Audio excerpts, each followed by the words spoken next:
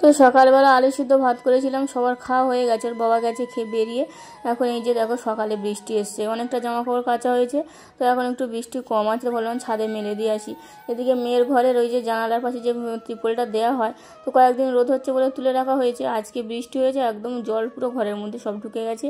ওই যে পাইপটা থাকে, জলের পাইপটা একদম জানালার পাশে, তো ওই জন্য জলটা পুরো ঘরের মধ্যে ঢোকে। এদিকে ত্রিপলটা ঠিকঠাক করে দিলাম, দিয়ে এখন নিচে চলে এসেছি। তো দুপুরের জন্য রান্না করতে হবে।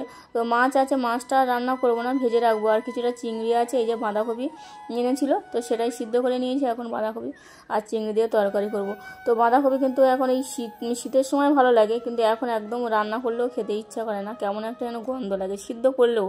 তো যাই হোক, এখন মেয়ের জন্য ডিম ভাজা করলাম, ওর বাবার জন্য একটু কলমি শাক আর এই বাঁধাকপি সিদ্ধ করতে বলেছিল, তো লবণ দিয়ে দিয়েছি সিদ্ধ করতে।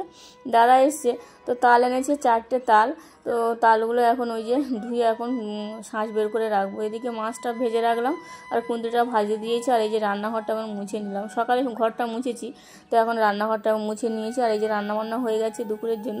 তো এখন এই যে তালটা ধুয়ে ছাড়িয়ে এখন শাঁস বের করে রাখবো। এই যে তাল থেকে শাঁস বের করা একটা খুব কষ্টকর কাজ, তো আমি এই যে এখন শাঁসটা বের করে নিয়ে আর ছেঁকে ফ্রিজের মধ্যে রেখে দিচ্ছি।